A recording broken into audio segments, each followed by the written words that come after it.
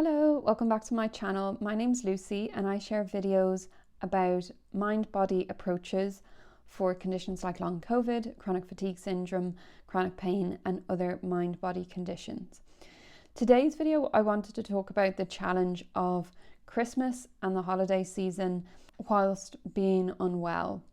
I'm not a medical professional, so this isn't medical or mental health advice. I'm just sharing things based on my own experience and based on what I've read and learned using a mind-body approach. I think it can be helpful to acknowledge some of the challenges that come up for people during Christmas or any other holiday season during the year.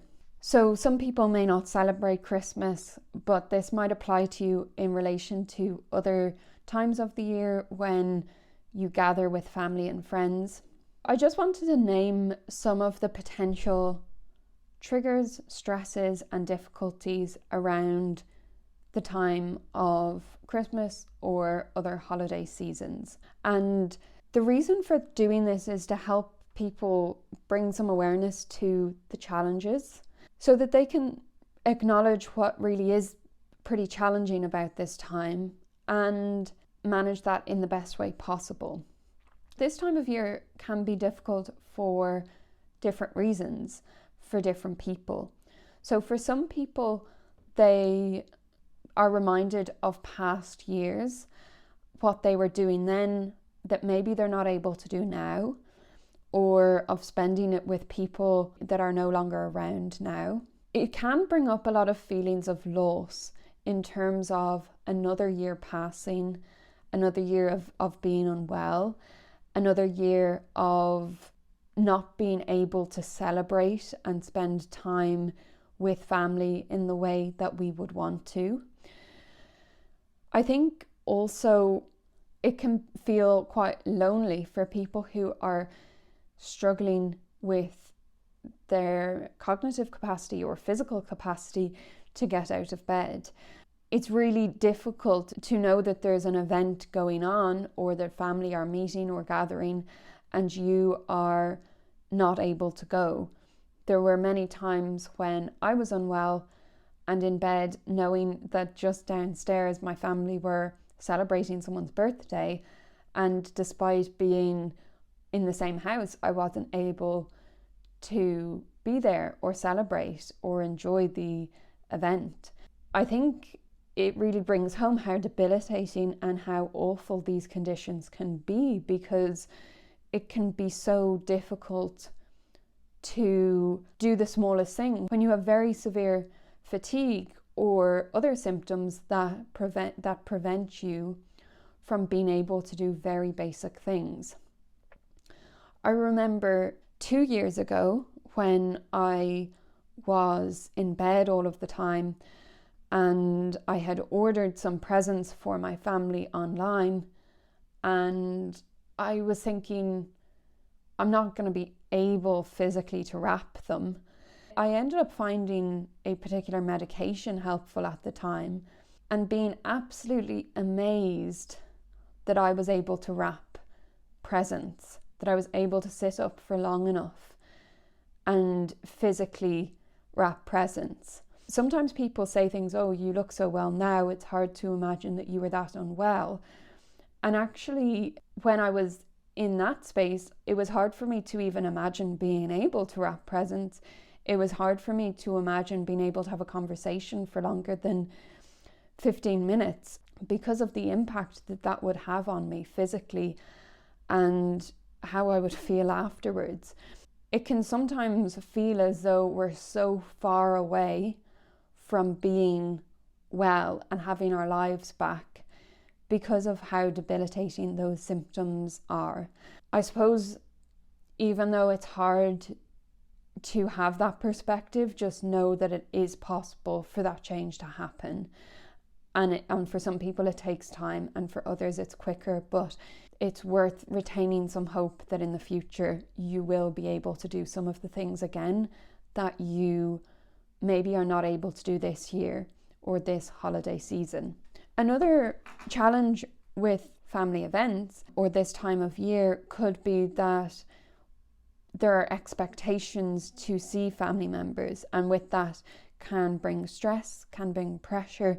Some people are lucky to be in a really great family where relations are all really good, but I think that's less common than the normal family situation where there are frustrations or tensions, or there are situations where some family members do not understand your situation, and that can make it really challenging and really difficult. Also, expectations and setting boundaries can be challenging because family members that don't understand might expect us to partake in certain areas that at the time we're not able to partake in. Managing these situations are stressful. For some people, they go somewhere else to spend time with family, and then there can be stress around travel, there can be stress around logistics of being able to rest, being able to manage symptoms. And also, I think for some events that lots of other people are seeing as happy and exciting and fun, when you're unwell and you have to navigate those situations, it can be quite difficult because you are aware that other people are having a great time, and in your head, you're really just struggling to get through it. And you're maybe happy to be there on some level, but on other levels, it's just really difficult. The whole thing is very difficult. Some of these conditions can be unseen, where people don't notice, they can't see the suffering that you're experiencing.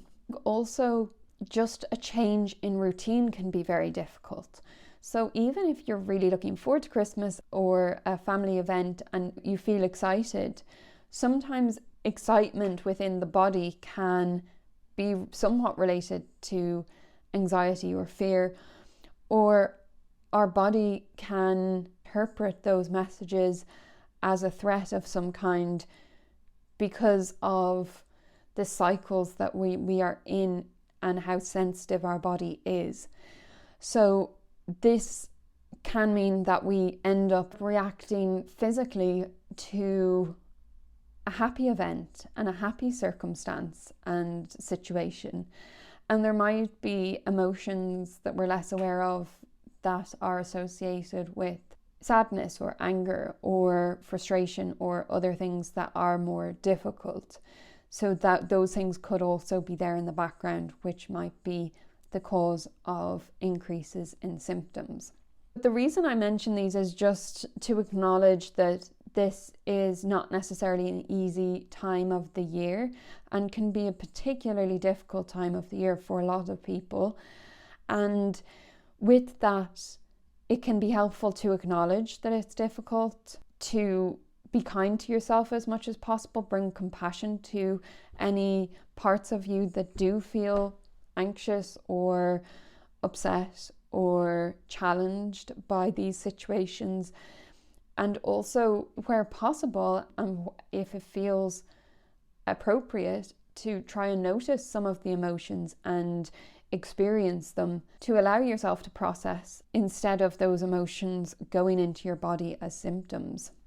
I think also doing this work, sometimes we can end up focusing on what's not going well, the challenges, the emotions that are difficult, but also allowing yourself to bring in joy. So not to spend all of your time doing that, and to think about what does bring you joy. Even if you are bedbound, there will be things that you can think of that will bring you some element of joy, and allowing yourself to do something every day that feels good and that takes your mind off these situations. I don't think distraction is the right word for taking your mind off things when you're already doing the work. So if you're already checking in with emotions, you're already becoming aware of thoughts and working on these things, then you don't have to dedicate your whole life every second of the day to doing that.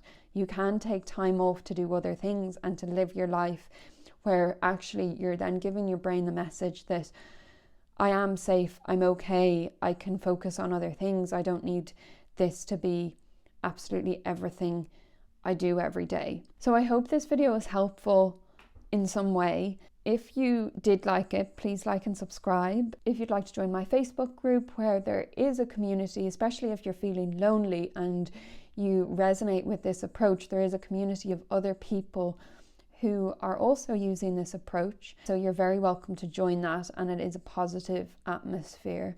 I think also thinking ahead to next year and potential for change can help. Just seeing it as a new start, a blank sheet, a new opportunity to begin afresh and try something new, or establish a new sense of hope, a new way of looking at things that you think will better your situation and better your life.